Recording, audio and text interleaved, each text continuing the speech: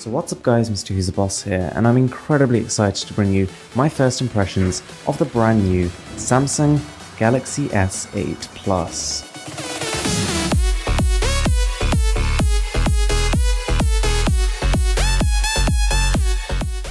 So there's a lot to talk about here, but let's start with the display. We've got a 6.2-inch 1440 by 2960 screen, which is an unusual aspect ratio of 18.5 to 9, which Samsung thinks is going to be the next big thing after 16 to 9. It's got great viewing angles, it's really colourful, and is bright enough to easily be viewed outdoors.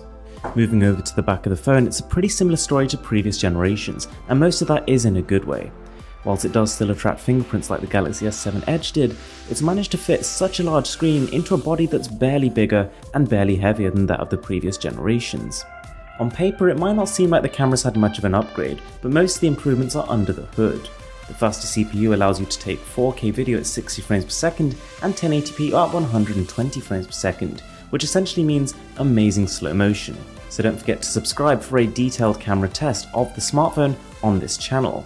The Galaxy S7 Edge had pretty much the best smartphone camera of the entire year, so I can't wait to see what this phone's capable of. In terms of software, we've got Android 7.0 running the scene here, which is good, but more importantly, Samsung has entirely overhauled their TouchWiz. It's gone from something a little more playful to something trying to be quite futuristic.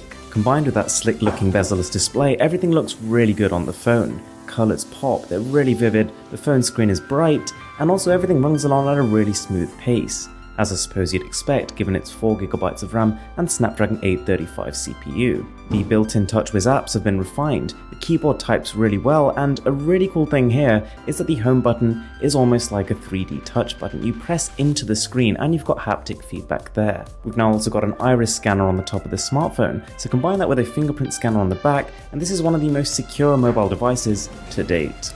So guys, that is the Samsung Galaxy S8 Plus. We've got a more detailed review coming, as well as comparisons with other smartphones and a deep dive into the features of the phone. So make sure you stay subscribed to that, give the video a like if you enjoyed it, and with that being said, I'm Mr. Who's the Boss, and I'm signing out.